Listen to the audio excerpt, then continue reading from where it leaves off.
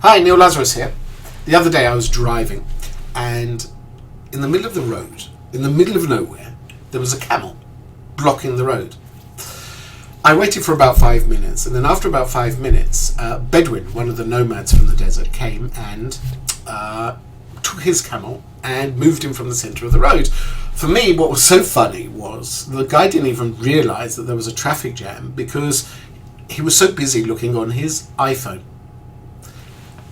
That's what I want to talk to you about today, which is a country, Israel, which on the one hand you see things which haven't changed since the time of the Bible, thousands of years old, yet at the same time we have become a startup nation, a country whose natural produce is not oil.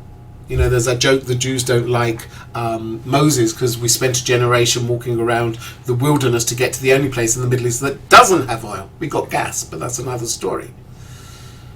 Where we don't have oil, we have the ability not only to create startups, but also to export them.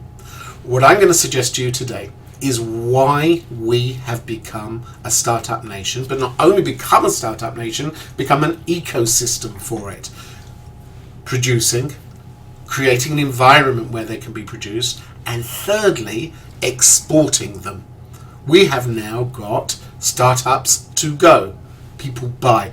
Now, excuse me, when I say buy Israeli products and startups, I'm being a little bit modest. Let me give you a few examples. We have the ICQ company being sold at $287 million.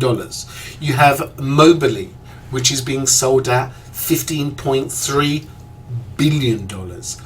Waze, $1.1 billion. So you have these companies which are being exported at a ridiculously huge price. It's becoming a major part of the Israeli economy.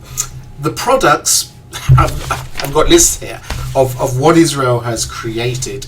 We don't have time. This is a very short presentation. But just to name a few, remember your phones, the earlier phones which flipped open?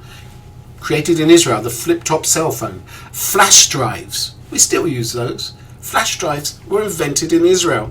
The chip in your iPad, invented in Israel.